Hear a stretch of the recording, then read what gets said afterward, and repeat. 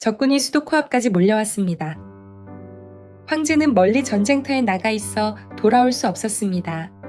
다급해진 원로원은 시민들에게 무기를 주고 스스로 도시를 지켜냈습니다. 그런데 위기가 지나간 뒤 황제가 내린 명령은 뜻밖이었습니다. 잘 싸웠다는 칭찬이 아니라 다시는 무기를 들지 말라는 금지령이었습니다. 자기 나라를 지킨 사람들에게 도대체 왜 이런 명령이 내려왔을까요? 안녕하세요. 오늘도 역사 속으로 함께 떠나보겠습니다. 에드워드 기번이 쓴 로마 제국 소해망사, 오늘은 제국의 국경이 무너져 내리던 시대의 이야기입니다. 자유민을 자처한 프랑크족이 서쪽을 휩쓸고 30만 알레만니족이 이탈리아 본토까지 밀고 들어옵니다. 그 혼란의 한가운데서 방금 말씀드린 이상한 명령이 나옵니다. 천천히 따라가 보겠습니다.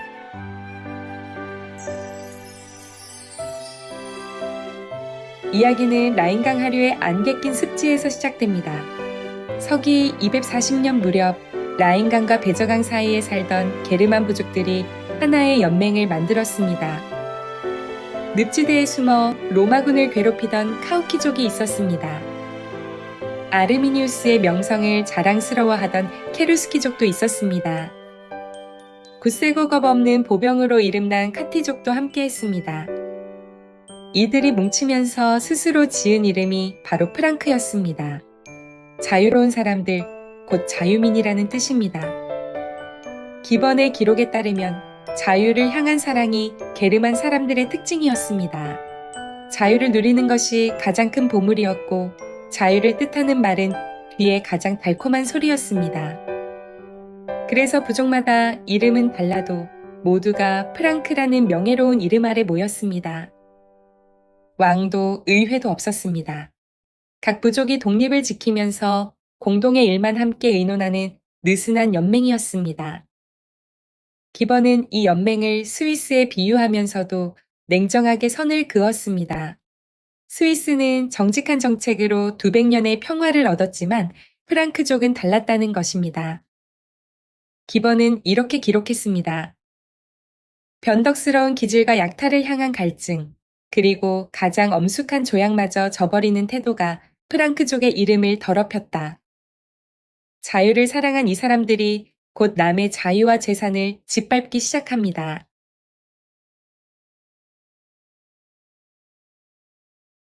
당시 로마는 발레리아누스 황제와 아들 갈리에누스가 함께 다스리고 있었습니다.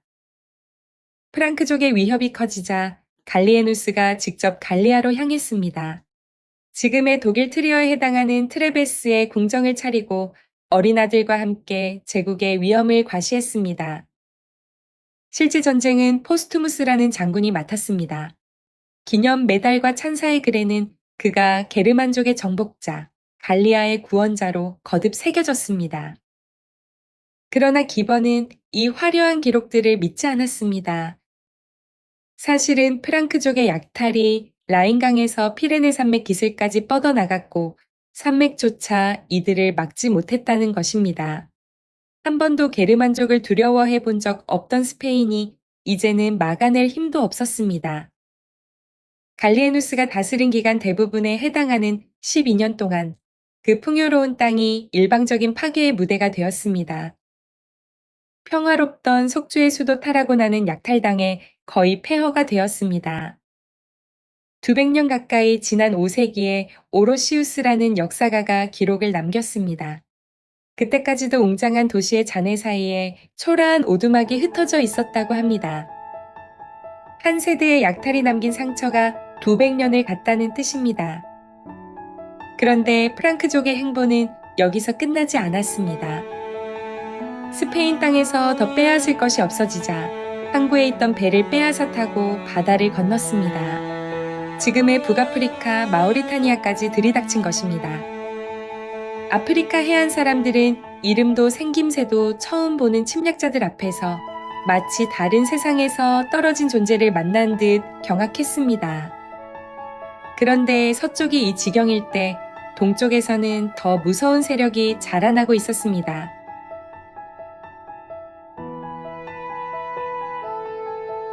엘베강 너머 지금의 독일 동부 작센 지방에는 오래된 신성한 숲이 있었습니다. 수에비족이 섬기던 두려운 성지였습니다. 이 숲에 들어가려면 누구든 몸을 묶고 엎드려서 신 앞에 종임을 고백해야 했습니다. 수에비족은 자기 민족이 바로 이 숲에서 태어났다고 믿었습니다. 정해진 때가 되면 여러 부족의 사절이 모여들었고 사람을 제물로 바치는 무서운 의식으로 결속을 다졌습니다. 수에비 사람들은 겉모습부터 남달랐습니다. 긴 머리카락을 정수리 위로 끌어올려 커다란 매듭으로 묶었습니다. 전장에서 키가 더 커 보이고 적의 눈에 더 무섭게 보이려는 치장이었습니다. 무용을 목숨처럼 여기던 게르만족조차 수에비족의 용맹만은 모두가 인정했습니다. 일찍이 카이사르와 맞섰던 부족들은 이렇게 말했다고 전해집니다. 불멸의 신들조차 당해낼 수 없는 민족 앞에서 달아난 것은 수치가 아니다. 세월이 흘러 카라칼라 황제 시절 이 수에비의 피를 이은 무리가 마인강 유역에 헤아릴 수 없이 나타났습니다. 먹을 것과 전리품 그리고 명예를 찾아 나선 지원병들이었습니다. 이 무리가 점점 하나의 큰 민족으로 굳어졌고 새 이름을 갖게 되었습니다. 알레만니, 곧 모든 사람들이라는 뜻입니다. 여러 갈래의 핏줄과 공통의 용맹을 한꺼번에 담은 이름이었습니다. 알레만니족은 주로 말을 타고 싸웠습니다. 그런데 기병 옆에는 가장 날래고 용감한 젊은이들을 뽑아 붙였습니다. 이 경보병들은 훈련을 거듭한 끝에 가장 긴 행군에도 가장 빠른 돌격에도 말과 나란히 달릴 수 있었습니다. 이 무서운 군대가 마침내 알프스를 넘습니다.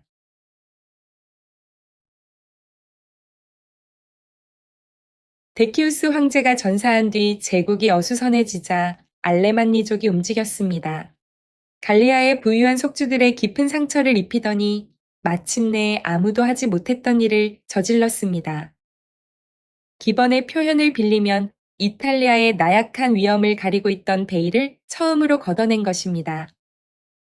대군이 도나우강을 건너고 알프스 산길을 넘어 롬바르디아 평원으로 쏟아져 들어왔습니다. 라벤나까지 진격했고 야만족의 깃발이 로마가 바라보이는 곳에서 펄럭였습니다.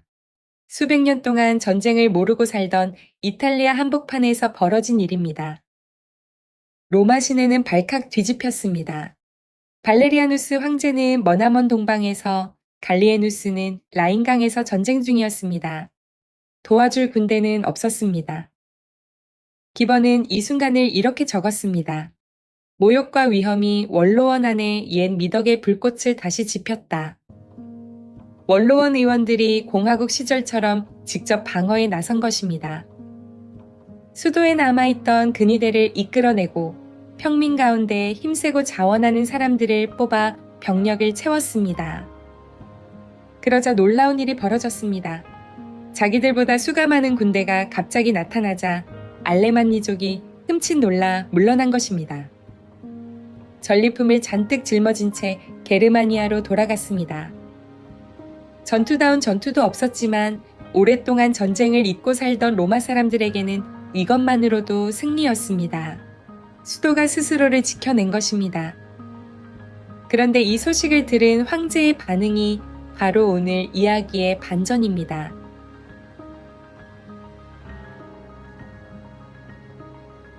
갈리에누스는 수도가 무사하다는 소식에 기뻐하기보다 오히려 불안해했습니다. 원로원이 보여준 용기가 두려웠던 것입니다.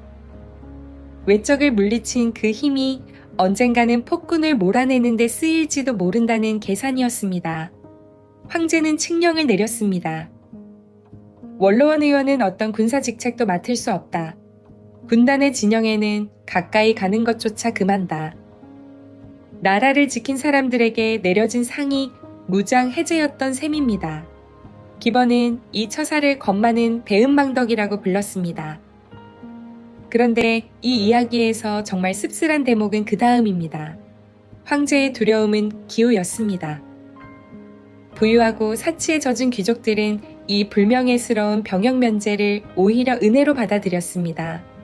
목욕탕과 극장과 별장의 즐거움만 보장된다면 제국을 지키는 위험한 짐은 농민과 병사의 거친 손에 기꺼이 넘겨버렸습니다. 위기의 순간에 잠깐 타올랐던 옛 미덕의 불꽃은 그렇게 꺼졌습니다. 한편 알레만니족은 그 뒤로도 다시 쳐들어왔습니다. 후대의 한 기록은 갈리에누스가 겨우 1만 병력으로 밀라노 부근에서 30만 대군을 무찔렀다고 전합니다. 기번은 믿기 어려운 숫자라고 잘라 말합니다. 실제로 갈리에누스가 기댄 것은 칼이 아니라 혼인이었습니다. 알레만니족과 가까운 마르코만니족 왕의 딸 피파를 아내로 맞이한 것입니다. 왕에게는 동맹의 대가로 판노니아 땅을 넉넉히 떼어주었습니다. 변덕스럽던 황제가 이 이민족 여인에게만은 진심으로 마음을 붙였다고 합니다. 그러나 로마의 오만한 편견은 시민과 야만족의 결합에 결혼이라는 이름을 끝내 허락하지 않았습니다. 역사는 이 게르만 공주를 황제의 첩이라는 모욕적인 이름으로만 기록했습니다.